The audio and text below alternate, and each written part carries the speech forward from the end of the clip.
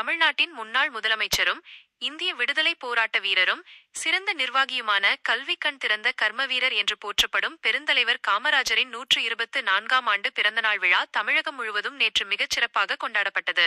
இதன் ஒரு பகுதியாக சென்னையை மையமாக கொண்டு சமூக பணியாற்றி வரும் தமிழன் ஃபவுண்டேஷன் என்ற தொண்டு நிறுவனம் காமராஜரின் பிறந்த நாளை கல்வி வளர்ச்சி நாளாக கொண்டாடி மகிழ்ந்தது.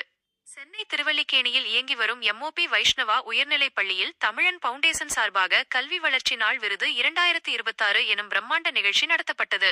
இந்நிகழ்ச்சியில் கடந்த கல்வியாண்டில் 1ஆம் வகுப்பு முதல் 10ஆம் வகுப்பு வரை படித்து வகுப்பில் முதலிடம் பிடித்த மாணவ மாணவிகளுக்கு பாராட்டு தெரிவிக்கப்பட்டது. அவர்களுக்கு ஊக்கத்தொகையுடன் கூடிய சிறப்பு கல்வி விருதுகளும் வழங்கி கௌரவிக்கப்பட்டன. மேலும் மாணவர்களின் திறமைகளை ஊக்குவிக்கும் வகையில் நடத்தப்பட்ட பல்வேறு போட்டிகளில் வெற்றி பெற்ற மாணவர்களுக்கும் பரிசுகளும் விருதுகளும் வழங்கப்பட்டன. தொடர்ந்து நடைபெற்ற ஆடல் பாடல் பேச்சு போட்டி போன்ற கலை நிகழ்ச்சிகள் மூலம் மாணவ மாணவிகள் தங்களது தனித்திறமைகளை மிகச் சிறப்பாக வெளிப்படுத்தி அனைவரின் பாராட்டுகளையும் பெற்றனர்.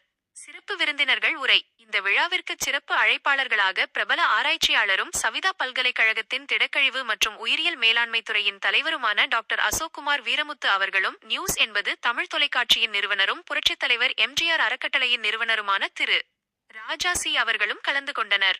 விழாவில் சிறப்புரையாற்றிய அவர்கள் மாணவர்களின் கல்வி வளர்ச்சி குறித்தும் காமராஜரின் தொலைநோக்கு பார்வை குறித்தும் எடுத்துரைத்து மாணவ மாணவிகளுக்கு சான்றிதழ்களையும் கேடயங்களையும் வழங்கி வாழ்த்தினர். இவ்விழாவிற்கான அனைத்து ஏற்பாடுகளையும் தமிழன் ஃபவுண்டேஷன் நிறுவனர் திரு சுதாகர் அவர்கள் மிகச் சிறப்பான முறையில் முன்னின்று நடத்தினார். கல்வி வளர்ச்சி நாளாக கொண்டாடப்பட்ட இந்நிகழ்ச்சி மாணவர்களிடையே பெரும் நெகிழ்ச்சியையும் ஊக்கத்தையும் ஏற்படுத்தியுள்ளது.